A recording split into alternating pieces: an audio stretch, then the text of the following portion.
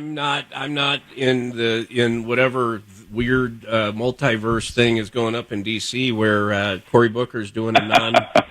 That's not a filibuster, right? Because a filibuster is against a particular bill. So what was that? Before we get to some other stuff, what was that hoping to accomplish, and what has been? It does have some impact on the Senate's ability to conduct business this week, right? That's right. The easiest way to explain it, Casey, is it was a theatrical act. There was nothing specific that he was protesting other than sort of everything that the Republicans are doing or hoping to do, et cetera. Again, very, very small in the specifics.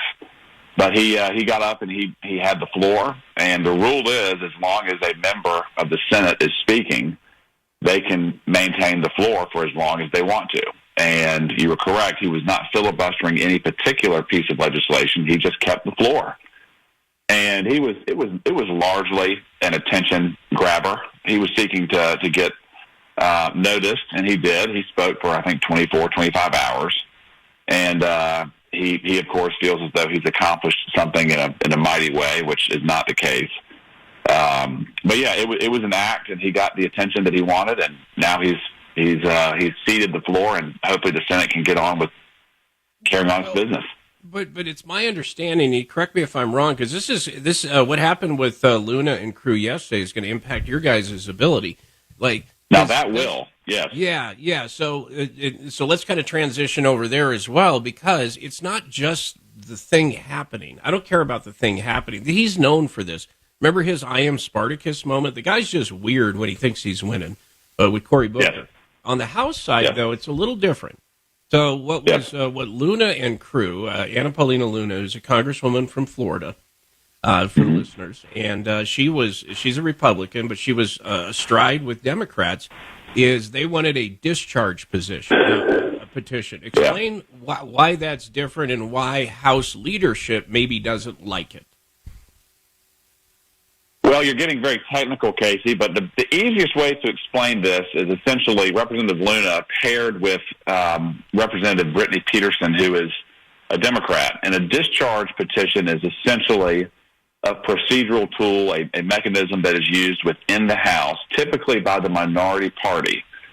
And in this instance, it would have allowed a majority to basically implement a procedural rule or an amendment to how the House does its business. And the issue that they were looking to achieve is putting the petition in place that would allow new mothers and new fathers, I believe, maybe just mothers, but no, it's both. New parents. Let's just say that, yeah, to vote via proxy. And what leadership did is, number one, I believe they're correct here.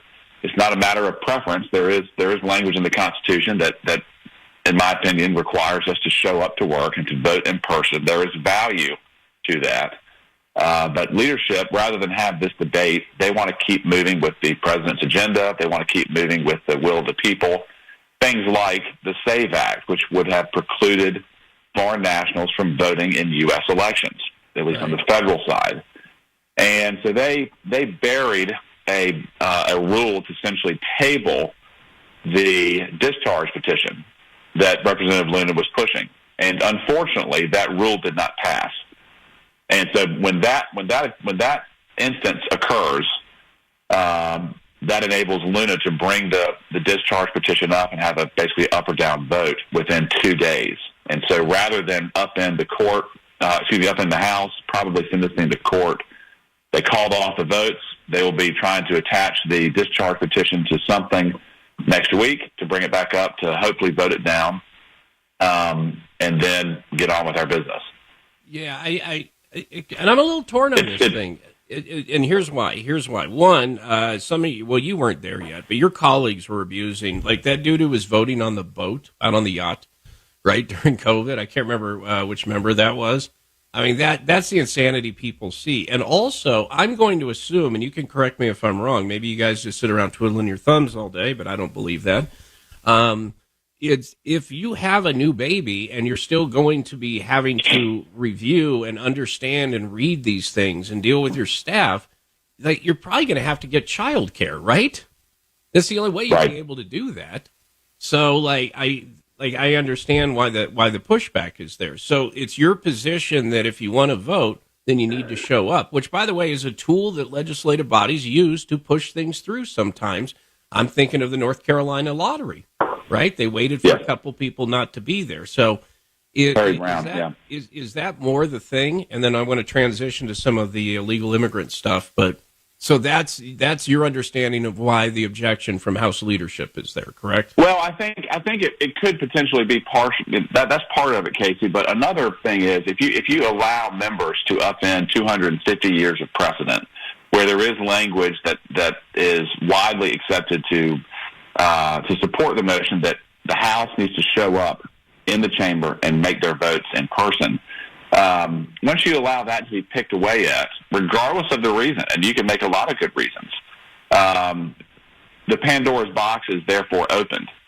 And, for 250 years, the House has showed up. We have heard the debate. We have fielded the amendments, and we have voted. And, again, even though it seems legitimate, it seems like it could be worthy of consideration. Once that box is opened, it's opened.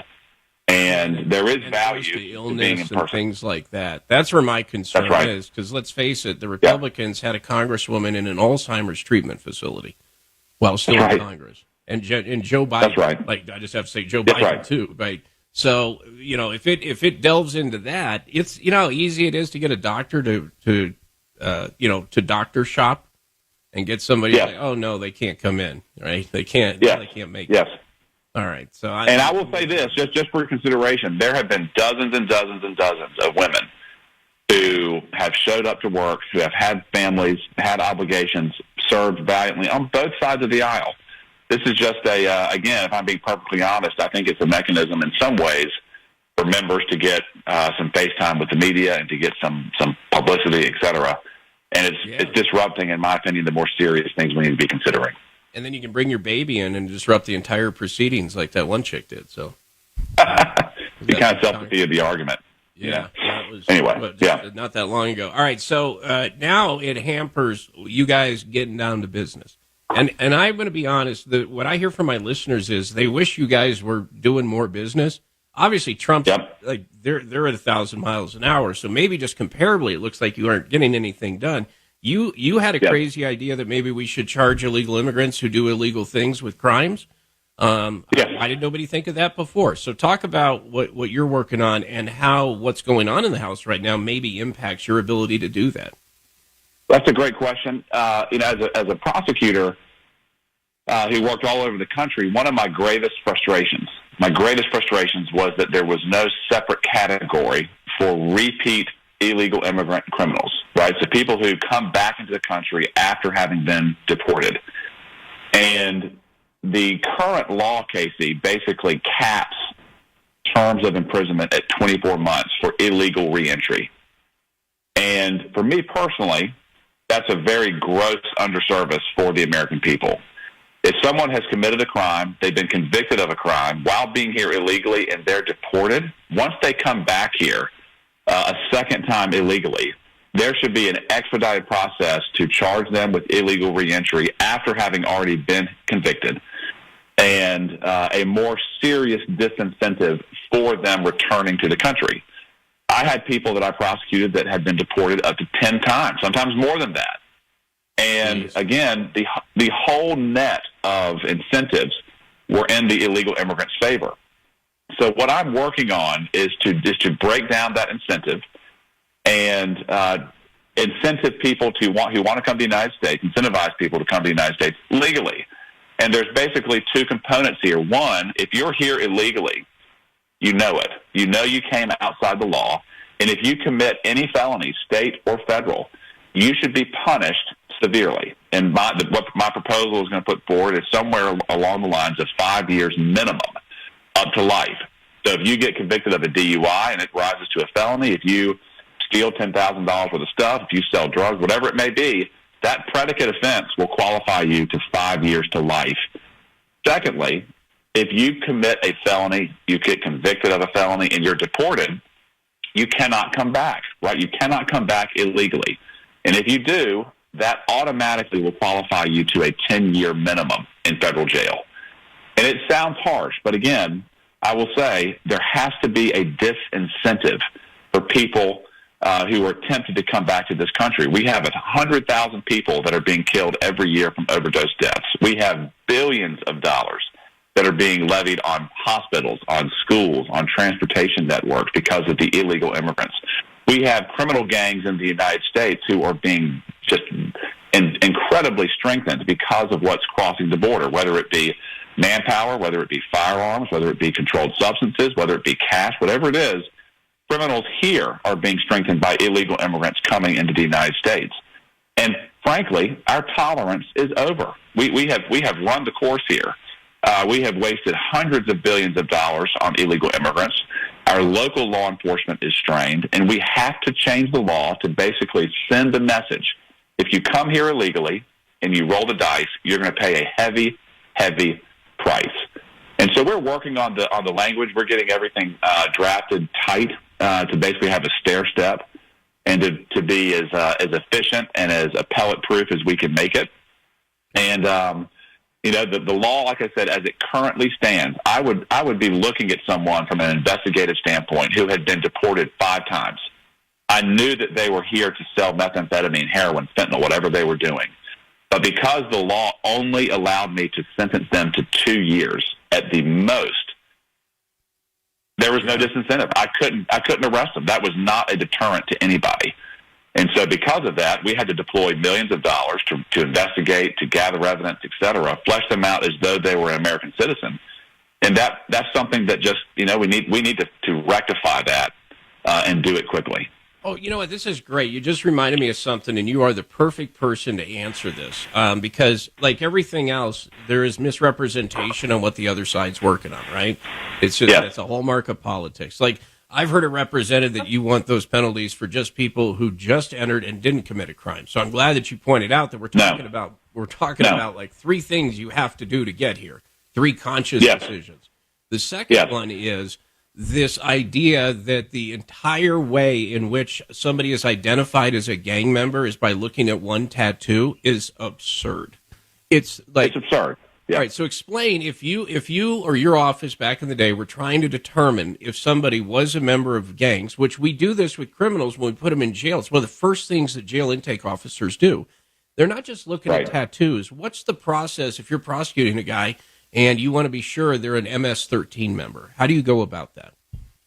There's a very wide variety of ways to validate somebody, ranging from the primitive to the sophisticated. And if there is a Western Hemisphere, a country in the Western Hemisphere, and some even in Eastern Europe and the Asian theater as well, there actually is information sharing. There's database sharing.